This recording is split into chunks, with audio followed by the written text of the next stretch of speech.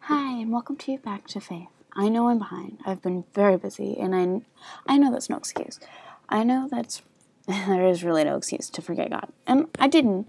I did my readings, just didn't have time, or rather didn't give myself the time to do my video. So tonight I'm going to just talk about I'm going to talk about 9, 10, 11, and today, which is day 12.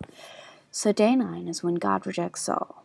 It's from 1 Samuel chapter 15, verses 17 through 23.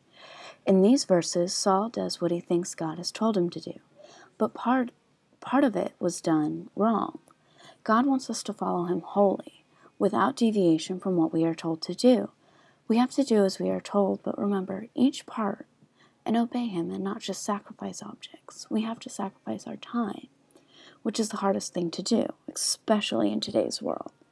Okay, so day 10 was from Jeremiah's chapters 1 through 17, all of those chapters. This was a long one. Basically, it was about what Jeremiah was to be and how kings were not following him.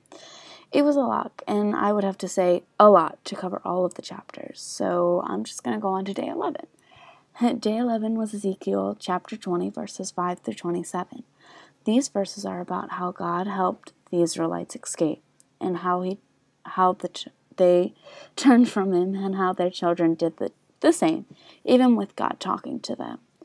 Most of what it talks about is keeping Sunday holy and keeping it like our Sabbath day and what it should be. We need to keep it holy by going to church and not being too busy on Sundays. It is a day to relax and pray. Finally, on to today. Day 12 is actually a couple of verses from a couple of different books from the Bible. The first one is Jeremiah 23, verses 1 through 6.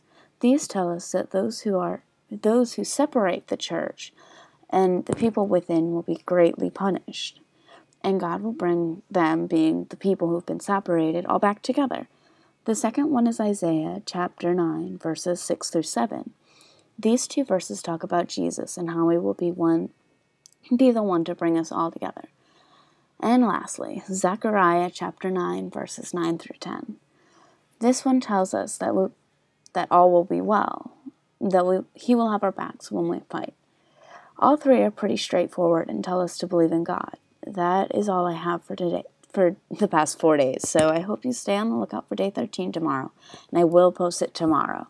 But thank you for watching. And as always, if you have any questions, comments, prayer requests, or even concerns, post them in the comment section below. I'll get to them and maybe put it on the next one. God bless and have a wonderful day.